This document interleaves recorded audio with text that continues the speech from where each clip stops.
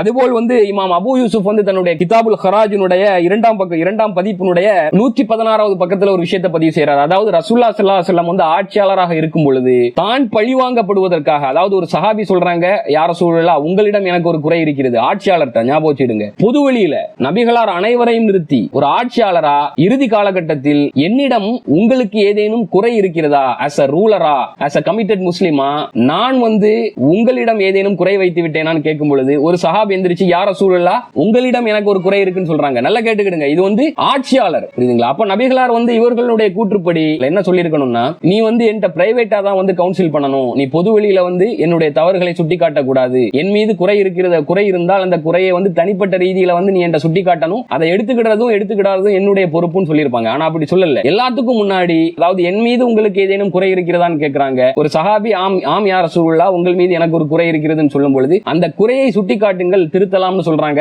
அதுதான் உமர் ரலியல்லாஹு அன்ஹு சொல்றாங்க, நபிகளார் பழி வாங்கப்படுவதற்காக தன்னையே முன்னிறுத்தியதை நான் பார்த்துள்ளேன். தன்னுடைய மேலங்கியை கலற்றி விட்டு ஒரு சக முஸ்லிம் அனைவரும் சமம் அப்படிங்கிறது இதுதான், எல்லோருமே இஸ்லாத்தில் சமம் அப்படிங்கிறது இதுதான், ஆட்சியாளர் ஆண்டான் அடிமை எல்லாருமே சமம். அப்போ ஒரு சக முஸ்லிம் கேட்கும் பொழுது ரசூலுல்லாஹி ஸல்லல்லாஹு அலைஹி வஸல்லம் பழி வாங்கப்படுவதற்காக தன்னையே as a ரூலரா முன்னிறுத்தி இருக்கிறாங்க.